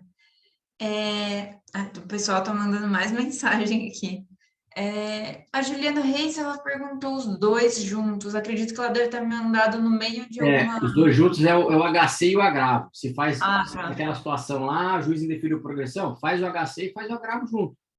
Assim, eu já volto a dizer, eu não costumo fazer HC em progressão, só quando é requisito objetivo. Requisito objetivo é bater e tribunal de cara, indeferir o HC, aí você vai para o STJ e indefere de cara. Mas só em casos muito peculiares que eu faço. A Natália Ruivo ainda pergunta, professor, falta grave, no curso de andamento de pedido de progressão, começa a contar o lapso novamente só após reabilitada a falta? Então, vamos lá. Você fez, vê se eu entendi, você faz o pedido de progressão de regime, antes do juiz deferir a progressão, vem a notícia de que ele praticou uma falta grave. Esquece, o juiz não vai deferir essa progressão, não. Normalmente, na prática, o que o juiz faz? Aguarde o resultado aí dessa nova sindicância, para saber se ele vai ser condenado ou absolvido, para ele analisar a progressão de regime. Rafael, e a presunção de inocência, como faz? Não estou falando que está certa essa decisão, não, gente. Eu acho que está errado, porque ele é presumidamente inocente. Mas, na prática, o juiz não defere e, assim, pode recorrer, espernear, que o tribunal é difícil dar. Até porque ele defere, passa um tempinho aí, vem a sindicância, ele foi condenado, vai dar regressão de regime, porque é uma falta no curso de execução penal. Se for falta grave, claro. Se for uma falta média, ela não implica em regressão. Mas, na prática, o juiz não defere, ele manda suspender o procedimento. É o que eu vejo na prática. Vale a pena recorrer disso? Não sei, tenta. Tenta recorrer, tenta fazer HC, alegando presunção de inocência. Antecipo aí que eu acho difícil você ganhar. Bom, não estou falando, mais uma vez, não estou falando que eu concordo, estou falando como que eu vejo na prática. Excelente. Se o pessoal continuar tendo dúvida aí, por favor, mandem no chat. Próxima pergunta. A Ana, deixa eu ver, não consigo ler o sobrenome dela. Ana Lopes. Professor, meu cliente estava em domiciliar e apresentou uma carta de emprego com data rasurada. Foi configurado falta grave na audiência de justificativa. Neste caso, a data base para a nova progressão seria quando? Ele teve o benefício suspenso e se apresentou assim que saiu o mandado de prisão. Foi pedido com... não. Então, vamos lá, mas que falta que colocaram aí? Falsidade de documento? Colocaram nele? Ou seja, falta grave pela prática de novo crime? Falsidade? Então, quando que é a interrupção, se fica caracterizado como falta, você tem que tentar afastar essa falta. Tentar aí utilizar algum argumento aí na defesa dele, mas enfim, se você afastar a falta, ela não interrompe. Agora, você me perguntou, pelo que eu entendi, partindo da premissa que é falta grave, a partir de quando que interrompe? na minha opinião, na data da prática da falta. E quando que ele praticou a falta? Quando ele apresentou o documento, quando ele foi apresentado. Não sei, daí você pode dar uma discussão. Ah, mas não seria a data em que ele fez a rasura? Vai dar discussão, é uma tese que você pode fazer. Você pode falar assim, você pode falar assim, o crime se consumou quando ele rasurou o documento. Mas daí você vai ter que discutir aí quando consuma aí o crime de falso. Daí a gente vai voltar, fazer uma analogia lá no Código Penal, de crime de falso, momento consumativo. Eu acho que você vai ter que seguir por esse caminho e, enfim, eu seguiria esse caminho aí. Mas não sei se essa era de fato sua dúvida. Ver. Próxima pergunta. Essas perguntas são bem subjetivas, né? É difícil responder bem precisamente, né? É complicado. Porque assim, você tem que ver muito o que de fato está acontecendo no processo, tem que ler a sindicância, verificar o processo. Muito... A Ana agradeceu, ela falou que é isso mesmo.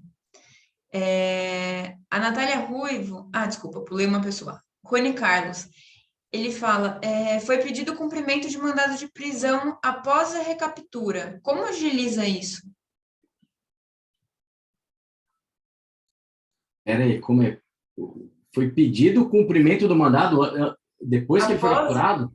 Isso. Assim, que a ordem lógica das coisas, não sei, não é incompatível. Ele foi preso antes de ser expedido o mandado? Não entendi, desculpa. Se puder esclarecer. Porque, assim, porque a gente só pode ser preso aqui no Brasil ou em flagrante ou por mandado. Ele não pode, ou não sei que tenha sido prisão em flagrante, mas não é o caso dos autos pelo que entendi aí. Então, eu acho que assim, a ordem lógica das coisas estão invertidas aí. Não tem como ele ser preso antes da expedição do mandado. Se ele foi preso antes da expedição do mandado, aí essa prisão dele é ilegal. Lá na custódia já tinha que relaxar a prisão dele. Isso é até uma dica que eu dou, porque esses dias eu vi na custódia, gente, fugindo um pouquinho do assunto, mas falando exatamente disso. Veio a delegacia aqui, cumpriu um mandado de prisão, que era a prisão-pena, porque agora a custódia também tem para prisão-pena, não só para prisão em flagrante, né? Então, enfim, veio a prisão lá do Espírito Santo. Aí eu fui olhar o processo aqui na custódia e falei assim, pô, peraí, mas cadê o mandado de prisão? Não tinha. Aí fomos consultar lá no Cadastro Nacional de Mandado de Prisão, ele já tinha sido expedido contra mandado de prisão. Esse cara foi preso ilegalmente. Ou seja, não foi recolhido, ou seja, não foi comunicado contra mandado de prisão. E aqui a autoridade policial efetuou a prisão do cara sem mandado. Então, na minha opinião, aí caracteriza até um crime de abuso de autoridade, né? Mas, enfim, se você puder explicar melhor sua pergunta aí, estamos aí. Bom, vamos para o próximo aqui. Natália Ruivo. Ela fala, professor, a reabilitação de 1 ano pela falta grave começa a contar da data da falta ou da decisão que entendeu a falta como sendo grave? Não, a prática do fato, a prática da falta. E isso até é a própria literalidade dispositiva, a prática do fato. Ele praticou a falta hoje a data que interrompe a database para progressão. Porque senão, para e pensa, o juiz demora 1 ano para homologar essa falta, é injusto, não dá. É a prática da falta que interrompe. E esse prazo pode ser inferior a 1 ano, né, gente? Se a gente olhar lá o artigo 112, que também não deu para abordar isso aqui, que é uma questão mais complexa. O artigo 112, parágrafo 7º da LEP, ele fala que, quer ver? Eu vou até ler ele aqui, ó. Vamos lá. O bom comportamento é readquirido após 1 ano da ocorrência do fato. E o detalhe, ou antes, até aqui um aposto, ou antes, após o cumprimento do requisito temporal exigível para a obtenção do direito. Ou seja, via de regra, o prazo de reabilitação da falta grave para fins de progressão é de 1 ano, mas se antes de 1 ano o sentenciado atingir o requisito objetivo, ele está reabilitado. Foi essa tese cola? Eu estou começando a subir com um monte de HC no STJ, essa semana eu perdi 3, porque o TJ aqui de São Paulo não reconhece, mas, pô, gente, é texto expresso de lei. É um dispositivo que foi até vetado no pacote anticrime. O presidente da República ele até vetou sob o argumento seguinte, olha, você não pode objetivizar demasiadamente a progressão de regime, ou seja, ele falou assim o seguinte, o bom comportamento carcerário não pode ser aferido de modo tão objetivo quanto esse, basta que ele atinja o requisito objetivo que ele vai ter bom conduto carcerário. mas esse veto foi derrubado. Então, o Congresso, o nosso legislativo, o legislador falou, não, é isso aqui mesmo, é isso que eu quero. Então, gente, texto expresso de lei. Mas vamos ver o que a gente vai conseguir lá na STJ. Mas eu já vi que isso eu vou ter que submeter ao STF, né? Se conseguir, né? Porque é matéria de infraconstitucional, tentar subir com o HC. Porque com o REST, dá para subir, dá, mas é mais difícil. Referente à sua fala, na verdade, a gente teve 2 comentários aqui. Eu acho que da Ana Lopes se enquadra primeiro. Ela diz, professor, e sobre a prescrição dessas faltas, 3 anos? Olha, essa questão aí está em repercussão geral. Repercussão geral não, desculpa, em recurso efetivo aí no STJ. Foi afetada já. E está discutindo isso, se vai se aplicar 3 anos. É o que a jurisprudência do STJ tem entendido. A prescrição da falta disciplinar é de 3 anos. Ah, de onde que o STJ tirou 3 anos? Seguinte, não tem lei. A lei de execução penal mista, ela não fala qual é o prazo de prescrição da falta disciplinar. Como não tem lei regulamentando, faça uma analogia. A analogia é o quê? Lá o artigo 109 do Código Penal, que prevê prescrição dos crimes.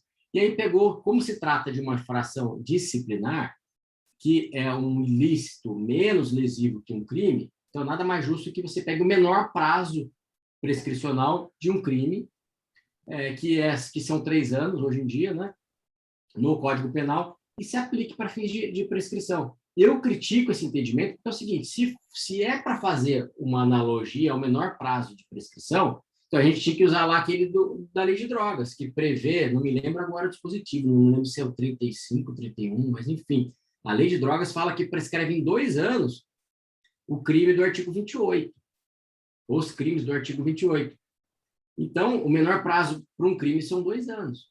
Ah, mas eu não vou entrar na discussão aqui, gente, se o artigo 28 é constitucional ou não, que também é uma questão que está com repercussão geral no STF, mas enfim, eu estou falando aqui uma tese benéfica ao ser pensado. O menor prazo prescricional em lei para um crime são 2 anos. Então, era esse o parâmetro que o STJ deveria utilizar como analogia diante da omissão de prazo prescricional para falta disciplinar, mas não é o que tem prevalecido. E essa questão agora o STJ vai tentar pacificar em recurso repetitivo, vamos aguardar, mas hoje em dia a prescrição está de 3 anos. Ah, Rafael, mas no meu estado, que eu sei que tem gente aqui de outros estados, porque eu até divulguei hoje na minha rede social, eu já vi gente aqui de outro estado aqui que me acompanha na rede social e está participando, não é só São Paulo. Que fala assim, mas o regimento interno aqui nosso, aqui a norma local aqui, fala em prazo menor que 3 anos para prescrição, prevê prazo de prescrição. Bom, o STJ também tem entendimento de que só a lei pode regulamentar direito penal, lei editada pela União, né? E normas locais, principalmente regimentos internos, não pode prever prazo prescricional, porque isso é legislar sobre direito penal, e compete só à União legislar sobre direito penal. Mas eu acho que você tem que bater nessa tese. Se no seu estado tem previsão em alguma norma aí dizendo prescrição, bate nessa tese. Mas eu estou dizendo que no STJ não tem colado. A Ana diz que o problema que ela vê são para os casos que o IPL está para ganhar benefício. Comentando aí o que o senhor respondeu para ela, né? O Rony Carlos, ele foi o que perguntou para o senhor sobre a questão do que estava meio fora cumprimento do mandado. Ele foi preso antes da expedição do mandado, é isso que ele falou. O que ele falou? Ele fala aqui que foi preso, mas nos autos da execução não foi lançado. Está parado porque o juízo da execução está pedindo para cumprir nos autos. Então, eu não sei, assim, o que eu estou deduzindo que deve ter acontecido? Estou deduzindo, você me corrige aí, ó. Ele já estava cumprindo uma execução penal, e aí sobreveio uma nova condenação por um novo crime. E foi expedido mandado de prisão pelo juiz do processo de conhecimento. Só que o juiz do processo de conhecimento não expediu a guia, para a guia ser apensada no processo de execução que já está vigente, e aí somar as penas, ou unificar as penas, enfim, daí são outros 500. Seria aí essa situação? Ele falou que é isso, exatamente isso. Então o que você tem que fazer? Você vai ter que lá resolver isso com o processo de conhecimento. O juiz do processo de conhecimento que não está expedindo. Você tem que conversar com o cartório, despachar com o juiz, pedir a urgente expedição da guia de recolhimento. Você também pode pedir para o juiz de execução oficial o juiz do conhecimento para ele cumprir. Só que o juiz de execução não tem hierarquia sobre o juiz do processo de conhecimento. Ele só vai pedir e aí, ele não é hierarquicamente superior, não é corregedor dele. Então, o que você pode fazer? Se você não está conseguindo resolver isso diretamente com o cartório, nem despachando para o juiz, aí é HC no juiz do processo de conhecimento. É HC porque ele está cometendo aí uma ilegalidade, porque ele tem que expedir logo a guia de recolhimento. É isso. Agora, só um detalhe, se ele já expediu e o cartório da execução não autuou, aí a autoridade coatora não é mais juiz do conhecimento, porque daí ele já fez o que ele tinha que ter feito. Aí, se está demorando, a autoridade coatora passa a ser o juiz da execução. Mas eu acho que não é o seu caso. Ele agradeceu e, nas palavras dele, disse que o senhor é demais. Obrigado. Ana Lopes, ela mandou, professor, cursos do SENED também tem direito a mais 1/3 pela aprovação? Putz, gente, desculpa, mas o que é SENED? Eu não sei o que é SENED, gente. Eu também não... É o seguinte, mas basicamente, por que o Enem conta 1/3 a mais? Porque o Enem, porque assim, o Enem, a aprovação do Enem, ele é computado como conclusão do ensino médio. Por isso que o Enem computa. Agora, se esse SENED, eu não sei o que é, mas se esse SENED aí for curso de aperfeiçoamento para remissão, putz, eu confesso que preciso analisar isso daí. Mas eu não, mas assim, até a resolução do CNJ que trata sobre remissão, eu não me lembro dela falar sobre SENED. Vai ter que verificar essa questão aí. Mas até foge um pouquinho aqui do assunto progressão de regime, né? A gente vai estar entrando no assunto remissão. Deixa eu só ver uma coisa aqui.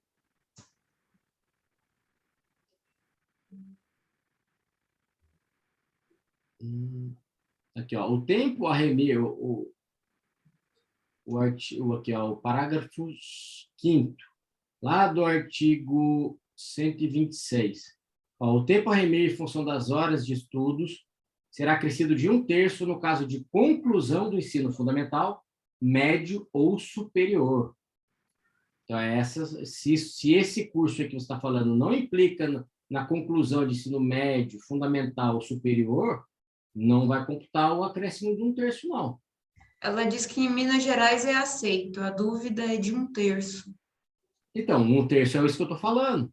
Ele pode ser aceito para fins de remissão, porque pode ser, para fins de remissão eu não estou nem discutindo, mas agora 1/3 é só quando a atividade educacional implica na conclusão do ensino fundamental, médio e superior, que é o caso da aprovação do Enem. A aprovação do Enem, quando você é aprovado, essa aprovação vai te dar o certificado de conclusão, né, do ensino médio. Mas eu acho que esse SENED não é isso. Ela diz que entendeu e agradeceu, acho que... Verifica o que é esse SENED aí, você que é daí, você com certeza sabe melhor aí. Mas, enfim, a tese é essa. Dá uma lida até, quer ver, na resolução 391/2021 do CNJ. Vou até aproveitar aqui, para quem não conhece meu livro, está até aqui na capa a resolução da 4ª edição, Manual de Execução Penal, editora Juspódio. É a resolução 391, que trata sobre remissão de pena, resolução do CNJ. Ela trata bem detalhada essa questão da remissão. A Natália, ela vem perguntar, ela diz, professor, o diretor do presídio pode obstar a entrada do curso EAD, tipo SENED? Presídios federais podem usar esses cursos na remissão.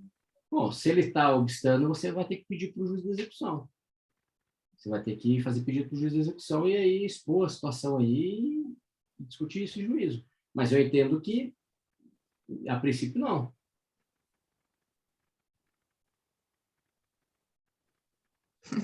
Eles agradeceram, disse que seu livro é perfeito, que indica Obrigado, tudo. gente.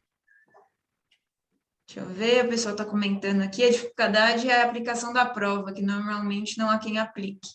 Realmente... Tá. Bom, mas daí, assim, nessa resolução do CNJ, você até pode fazer ela explica isso com detalhe, vale a pena a leitura. Mas você pode fazer uma proposta de trabalho aí para a comunidade prisional. E, de repente, você pode fazer um projeto aí, em parceria com o diretor da unidade, parceria com o juiz da execução, e monta aí esse projeto. Legal, fica um projeto piloto e pode favorecer diversos sentenciados. Ela termina perguntando se quem terminou o ensino médio e já remiu as horas ainda pode prestar Enem. Então, a jurisprudência não tem aceitado. Porque a jurisprudência fala assim, ó, uma bonificação de incentivo para o cara que conclui o ensino médio. Ele não pode todo ano ser aprovado no Enem, todo ano ter 1/3 a mais. A jurisprudência não tem aceitado. Só conta uma vez só. Ela falou muito obrigada, eu já abusei De demais. Taubaté? A Natália de Tremembé? Taubaté? Ela comenta. Eu estou perguntando porque eu sou de Taubaté. A Pinda? Legal. Eu sou de Taubaté. Então ela deve conhecer o doutor Saulo, o defensor público da execução aí. Conhece. Manda um abraço para ele. Mundo pequeno, né? A gente acaba se encontrando.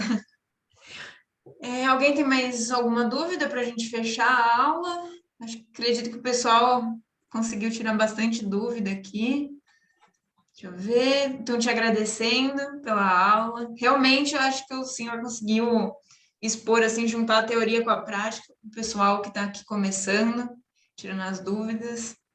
Aquilo que eu falei, é difícil, progressão de regime, tem muita coisa para a gente falar, muita coisa para abordar. Eu tentei, na medida do possível, fazer uma síntese aí, principalmente para quem está começando, enfim, dar pelo menos um norte aí, como eu disse, sei lá, se alguém tiver fazer meu jabá aqui, se alguém tiver interesse, eu tenho isso online, tem meu livro, enfim, tem minhas redes sociais aí, que eu sempre publico dicas aí, volto a dizer, defensor _ Rafael Miranda. Quem quiser me seguir, eu sempre coloco dicas. E agradeço todo mundo aí que veio assistir, agradeço aí a doutora Gabriela, agradeço ao OAB de São Paulo aí por essa oportunidade de falar de um tema tão caro aí, que é a execução penal, um tema que foi tanto desprezado aí pelo mundo acadêmico, e eu acho importante a gente trazer isso para o debate no mundo jurídico. Eu agradeço essa oportunidade de fazer parte desse projeto aí tão bonito aí. Eu acho que amanhã é o doutor Luiz Eduardo, né, que vai falar, que eu acho que é o último dia, né, dessas palestras. Mas, enfim, estamos à disposição, gente. Todo mundo está mandando muito bom, aula boa demais, muita gratidão, disponibilidade do curso. E eu só tenho a agradecer por todos os professores, por você estar aqui também. É muito difícil encontrar quem tenha realmente um arcabouço jurídico para falar disso com tanta certeza, assim, que possa ajudar esses jovens advogados que estão aqui, porque realmente, às vezes, é uma área muito difícil da gente tocar no assunto, né? A execução penal, às vezes, acaba sendo deixada de lado em cursos, na faculdade. Então, só tenho a agradecer de coração, professor. Acho que todo mundo gostou da sua aula aqui. Estão mandando... mais gente mandando boa noite, assistindo sua aula. Aqui no Maranhão. Obrigada por partilhar os seus conhecimentos. Bom, compartilhe todo mundo pelo agradecimento. O Núcleo de Direito Penal também agradece, eu falo por todo mundo, que ajudou a fazer esse curso. E como o professor disse, amanhã é a nossa última aula para fechar esse ciclo maravilhoso com o Luiz Eduardo. Ele vai falar sobre recursos. Então, quem quiser aí está super convidado para a nossa última aula amanhã. Obrigada, professor. Legal, gente. Obrigado. Boa noite a todos e todas. Boa noite. Tchau, tchau. Até mais. Tchau.